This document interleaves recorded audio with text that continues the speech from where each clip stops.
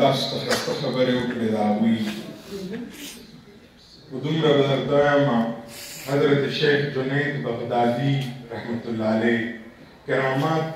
ډېر بیان هم کړی شو خو صرف کرامت څنګه چې سید مبارک وایي چې کرامت نه دی دا استقامت چې دی دا غټ کرامت دی حضرت شیخ جنید بغدادي د یو سړی راغی او هغه دینیت باندې راغی که شیخ جنید بغدادي یو کرامت ما ولیده نو زه به د هغه په لاس باندې بیعت وکړم هغه 27 کاله مختلف روایات دي 27 کاله شیخ جنید بغدادي په خدمت کې تیر کړه 27 کاله کې هغه سړي یو کرامت ونه لیده حضرت شیخ جنید او هغه خپله چې کومه کډه وه هغه یې راواخیسته او روان شو په تلو کې حضرت شیخ جنید ورته بچې ولې لاړې هغه ورته وایي زه راغلی دې دپاره ومه چې که ستا ذات کې څه کرامت وي زه به د ستا په لاس باندې بیعت وکړم 27 کاله تیر شو ما یو شی م ستا د کرامت ونه لیده زه ځکه واپسی سفر باندې روان شوم هغه شیخ جنید بغدادي ورته ووایي بچیا یو 2 سوالونو جواب راکړه په 27 کاله کې ستا زما کرامت ونه لیده خو 27 کاله کې زما یو ورځ زما یو ټایم زما یو حرکت د شریعت نه خلاف ستا لیدلی هغه ورته وایي زه قسم کړم چې زما یو حرکت ستا یو قسم قدم د شریعت نه خلاف نه دی لیدلی هغه ورته وایي زما د دین لوی کرامت درته بل نشته څنګه چې ستاسو صاحب مبارک وفرمیل زمونږ صاحب مبارک مونږ ټوله زندګۍ د هغه یو قدم د شریعت نه بار نه دی لیدلی هغه یو حرکت د شریعت نه بار نه دی تکبیر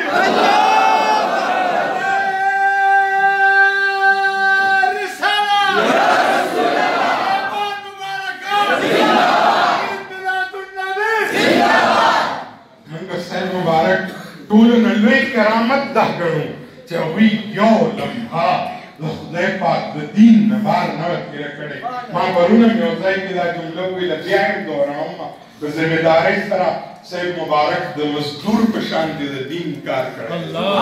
زه درته په ذمهدارۍ دا جمله وایم څنګه کار یې کړی هغه به سهار راپاڅې د وختي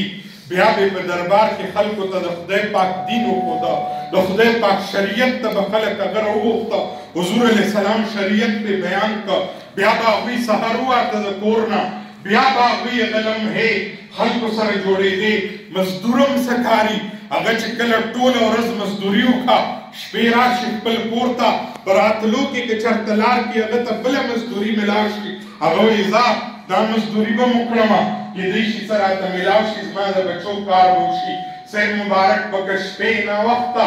خپل کور ته راغی خپل کور کې بیداران ټیم و ټوله ورځ به د دین خدمت کړی و چا به ورته وي څوک راغلي دي ستاسو به انتظار دي هغوی به دا ناګواري نه کړه هغوی به بیا راووتل بیا به هغه مېلمنو سره کېناسته بیا به یې ورته دین بیان کړه بیا به یې د حضور علیه السلام شریعت بیان کړه داسې مزدور په شان د ډیوټي صاحب مبارک د دین دپاره کړی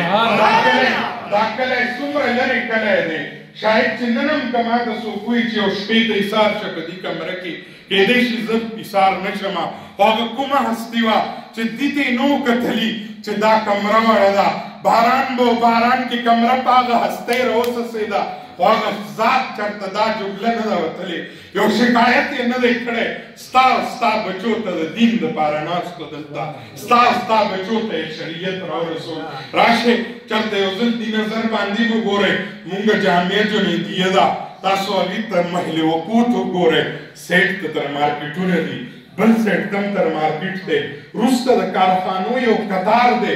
هر شي کارخانه په هغې کې شته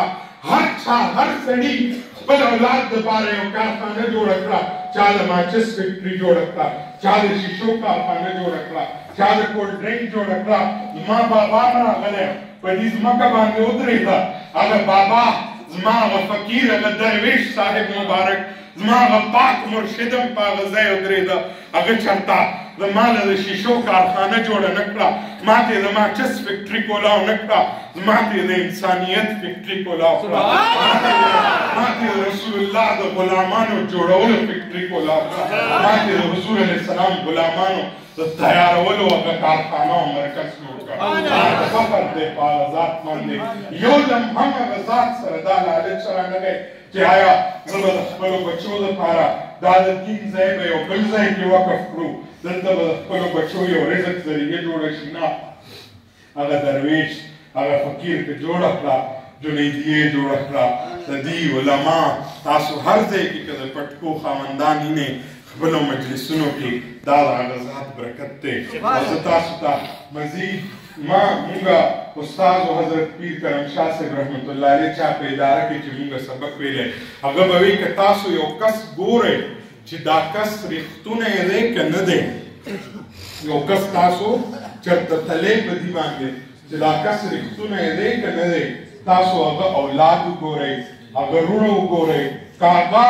صرف دا نه چې رور سره تعلقات کې تاسو هر چا رونه اولاد شته دی رور نه پټ هېڅ څه نه د انسان هر څه خپل رور ته ښکاري چې دا کس څومره په اوبو کې دی دا کس څه کردار دی دا کس څه معاملات دي کاروبار معاملات یې څه دي یا یې دی حرام خوري که حلال خوري خپل رور ته هر څه معلومي دا ستاسو زموږ ټولو معاشره کې لیدلي خو مونږ پیر کرم شاه صاحب به وایي چې کله چې یو ورور تاسو داسې ووینئ چې هغه کس باندې ځان قربانۍ ته تیار شي چې هغه کس باندې دې حد ته تیار شي چې هغه به وایي چې وارف ته او فریب ته شي په هغه باندې داسې حد ته ورسي دومره په ځان قربان کا پوه شه چې هغه ورور یې صحیح ریښتونه انسان دی راځئ زما د صاحب مبارک کې ورور کهاني مو واورئ ما یو صاحب مبارک کې ورور حضرت عبدالعظیم صاحب رحمت الله علیه یو والد صاحب نه پیدا و خو هغه هستی چې کوم احترام د خپل رور کړی دی اول یې بیعت وکړه د هغه رور نه خپل رور دا د صاحب مبارک ډېر لوی یو د رښتونیوالي یو لوی مثال دی بل او صرف دا نه تاسو نن هم د هغه اشعار وګورئ هغه قصیدې راواړوئ او مغه لنډي کوتل سره او مغه لواړګي کې عبدالعظیم صاحب هم پیدا شوی او مغه ځای کې مغه والد صاحب نه عبدالعظیم صاحب هم پیدا دی خو چې کله قصیده لیکي نو خپل هغه جلودار رور باندې قصیده لیکي چې لواړګي کې اوسېږي منور غوندې دربار لري ګوره چې صاحب مبارک څومره لوی وقار لري خپل رور کهاني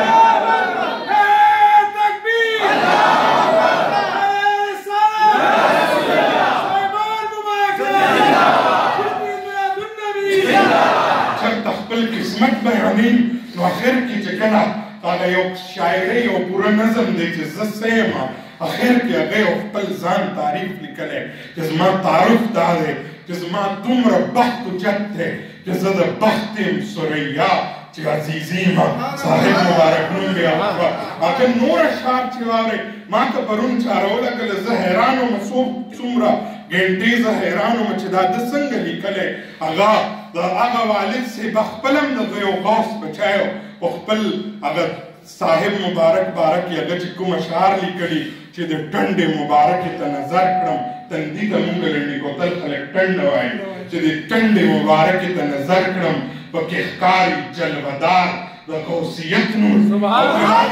فرمایي په نظر هغه دا یو تخلص و نظر په نظر دا د تیارو سفر اسان کړه ورله ورکړه طریقت کې د بیعت نور او داسې د هغه صاحب مبارک سره هغه څومره لوی هغه چې کوم اشعار وګورئ تاسو د یو ورور کهاني ما تاسو ته بیان کړه مونږ صاحب مبارک داسې رښتونه هستي وه چې هغه که هغه اولاد وګورئ که هغه خپل رونه وګورئ هغه باره کې به د قربانۍ نه بغیر بله خبره ونه کړه او الحمدلله مونږ ته فخر دی زه خیرنۍ خبره کړمه مونږ صاحب مبارک غالبا 56 دي که 52 حجونه کړي او په هغې کې مونږ صاحب مبارک چاته دا تکبر او غرور نه دی کړی نن سبا کې یو کس یو 2 ورځې یو جومات کې تهجد وکړه هغه به ټول قوم ته ووایي که ستاسو ته ګناهګار یې زه تهجد ګزار یم که چا یو څو اذانونه وکړه په جومات کې هغه به د خپل ولایت دعوه وکړه راشه زما صاحب مبارک عاجزي څنګه وه پرون ما چا ویډیو راته راولګله او دوی مبارکو به دا روټین هم و دوی به همیشه داسې کړه هغه یو خپل فقیر غوندې مرید ته وایي بچیا چې قیامت په ورځ ته جنت ته ځې ما هم ځان سره بوسه چې ما نه بغیر لاړ نه شې دا د سید مبارک عاجزي وه په خدای پاک حرم کې به چې ما لیده مونږ ورسره سفرې شوې وې ما به وایي چې یا الله د دې هستۍ دې مخ په خاطر مونږ عمرې قبولې کړه او هغه هستي هغه کې دا تکبر رانغی چې زما دومره ډېر حجونه کړي نه هغه چې کله مونږ سره به ملاړ ما ته یاد دي د جمعې رمضان مبارک اخیري جمعه و رمضان المبارک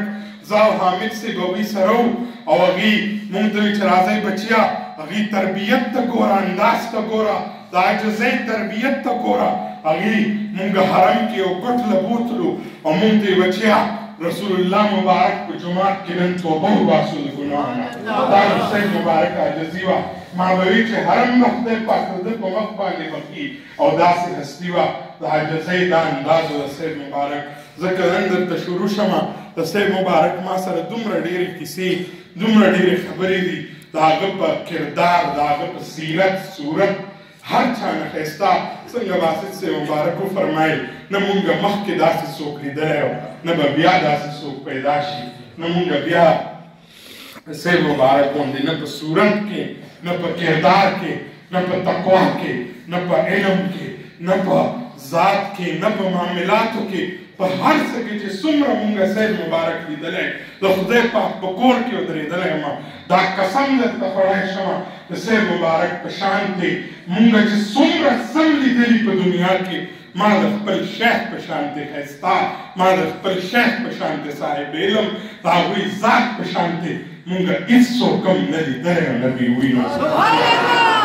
فخر دی الحمدلله مونږ ته ناز دی د صاحب مبارک په زه د هغوی مبارکو په طریقت کې د هغوی مبارکو په اولاد کې همیشه مونږ دپاره دا ناز او فخر دی خدای پاک د اله العالمین د صاحب مبارک دا فیضان قایم او دایم وساتي دعا دپاره لاس اوچت کړئ اله العالمین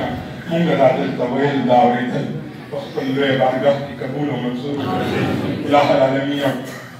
واصل الله صاحب د هغه ټولو خلکو نومونه واخیستل چې چا په دې خیرات په دې صدقه کې چې چا څه قسمه تعاون کړی دی مالي جاني چا چې ورته څه قسمه انتظام کړی خدای پاک دې ستاسو ته پوره پوره برخه ورکړي الله العالمین د دې په برکت باندې ستاسو په کورونو کې رڼا راولي خدای پاک د ستاسو مال حال اولاد په هر څه باندې رحم وکړه څومره خلک چې ناست دی ټولو له خدای پاک ډېر زیات اجر ورکړه الله العالمین ستاسو په کورونو کې په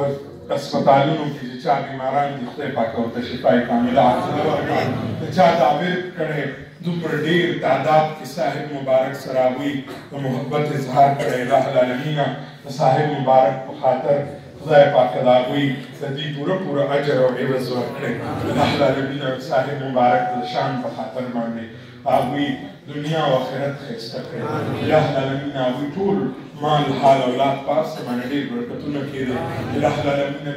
دې مسجد خطیب جناب مولانا واصل الله صاحب د هغوی څومره مونږ څومره علما چې دلته موجود دي هغوی چې څوم کار کا خدای پاک د هغوی له مزید هم توفیق ورکړه